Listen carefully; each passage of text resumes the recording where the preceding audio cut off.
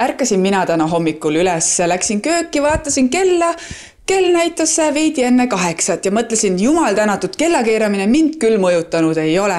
Istusin siis natukene telefonis, arvutis, lugesin uudiseid, meile.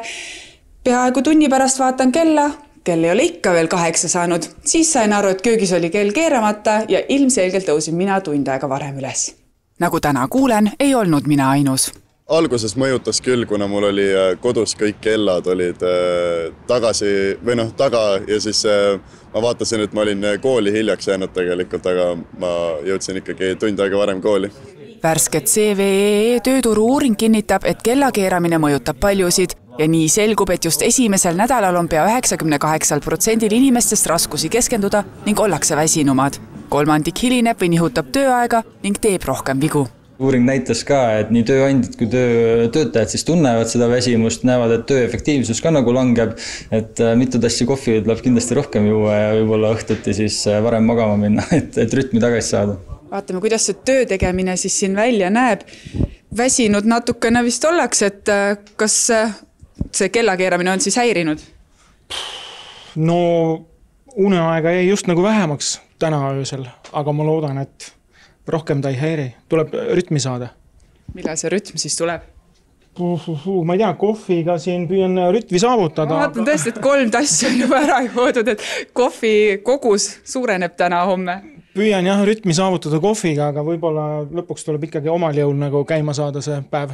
Uuringus selgus ka, et 83% töötajatest ja 64% tööandjatest leiab, et kellakeeramine tuleks Eestis lõpetada. Ja sain aru küll, palju väsinud olen, et mõtlesin, et tavaliselt lähen mingi 12 magama vaata. Siis täna sain palju vähem und kui muidu ja tegelikult see on väga kurb. Kumb peaks olema valgem või pimedam praegu? Hommikul on valgem. Ja oli küll valgem, tõesti. Kui ta nüüd niimoodi ütleb, et siis nagu oli, jah?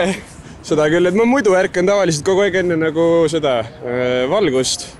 Või mingi 6 ajal, aga täna oli natuke hiljem ärkamine ja siis ma ei teadnudki, et kahtlaselt valge oli, aga väga selle peale nagu mõtlema ei jäänud. Kusjuures üldse ei saanud aru.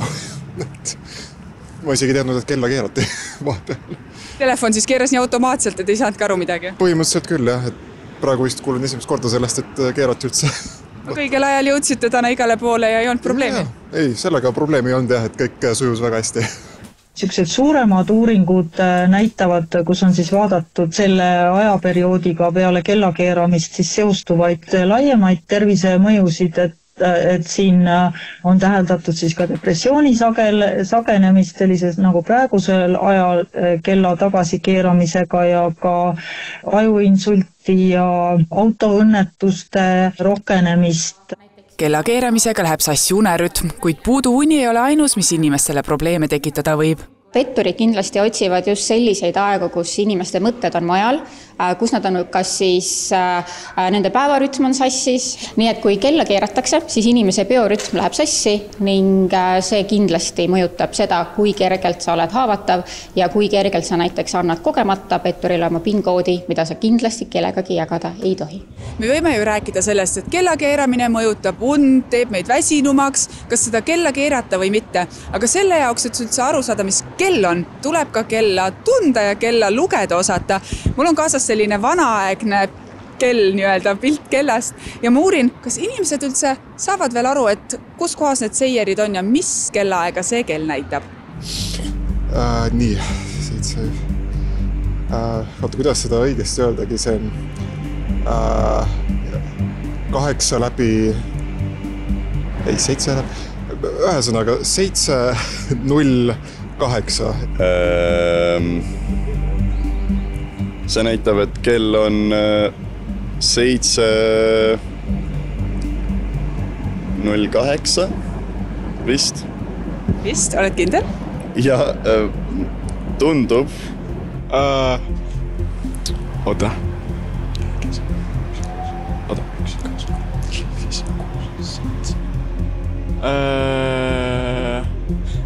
7:08 peaks olema, jah? Peaks olema, oled kindel? Ma olen kindel. Kui keeruline siis oli praegu? No mitte väga keeruline, aga ma tavaliselt ükseid kella enam ei vaata, nii et ma pean üle vaatama.